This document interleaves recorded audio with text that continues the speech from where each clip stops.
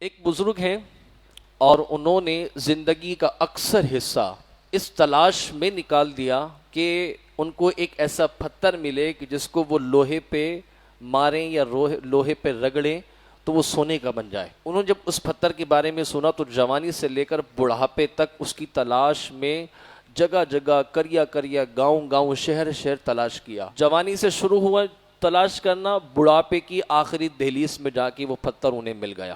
اب جب وہ لوہے پہ رگڑتے تو لوہے کا وہ حصہ سونے کا بن جاتا۔ پھر کہنے لگے کہ زندگی کے سارے حصہ تو میں نے اسی میں گزار دیا، اب ہاتھ بھی آیا تو ایسے وقت میں آیا جب جانے کا وقت ہے، چلو اب مل ہی گیا ہے تو چونکہ ایسے بندے کو دے دیتا ہوں جو خدا ترس ہو، اللہ کی عبادت کرتا ہو، جوانی بھی ہو، میں اس کو یہ دے دیتا ہوں اور کہہ دوں گا کہ بھائی تو اللہ اللہ کرتا رہے، روزی روٹی کا انتظام تیرے اس سے ہو جائے گا۔ اب اتنا عرصہ انہوں نے اس پتھر کو نکالنے میں لگا دیا اور اسی طرح عمر کا ایک حصہ انہوں نے اس بندے کی تلاش میں نکال دیا کہ جو اس پتھر کو حاصل کر سکے۔ روزانہ نماز کے بعد مسجد کے دروازے پر کھڑے ہو جاتے اور لوگوں کے چہرے کو یوں دیکھتے رہتے، کس کا چہرہ ایسا ہے جس کو دیکھ کے خدا کی یاد آئے۔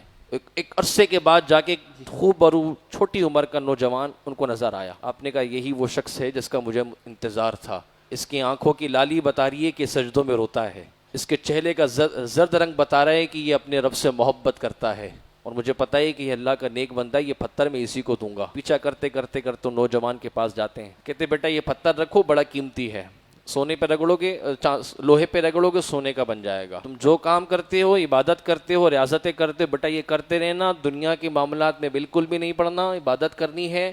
میں نے جوانی سے لے کر بڑھاپے کی دہلیز تک یہ پایا، اس کے بعد ایک عرصے بعد تم مجھے ملے ہو، بیٹا یہ تم میری طرف سے تحفہ سمجھو۔ وہ نوجوان پتھر کو دیکھتا ہے، وہ بوڑھے شخص کا ہاتھ پکڑتا ہے اور لے جا کے دریا کے کنارے کھڑا کر دیتا ہے، وہ پتھر لے کے دریا میں پھینک دیتا ہے۔ اب آپ سوچیں جو بوڑھا شخص جس نے جوانی اور بڑھاپا اسی میں نکال دیا اور پھر نوجوان کے ہاتھ میں دیا، اس نے اسی کے سامنے جو دریا میں پھینک دیا تو کاٹو خون نہ نکلے، وہ محاورہ اس وقت صحیح لگتا ہے۔ وہ اس نے کہا بھائی یہ تم نے کیا کیا؟ بوڑھا آدمی تو مطلب آپے سے باہر، میری محنتی زندگی کا اتنا کچھ تھا، تم نے سب کچھ برباد کر دیا، یہ کر دیا وہ کر دیا۔ وہ نوجوان خاموش، جب وہ بولتا بولتا چپ ہو گیا، اس نے پھر ہاتھ پکڑا، پھر ایک بہت بڑا پتھر سامنے پڑا ہوا تھا۔ نوجوان نے اس بوڑھے شخص کے سامنے اس پتھر کو جیسی ٹھوکر ماری، وہ پتھر سونے کا بن گیا۔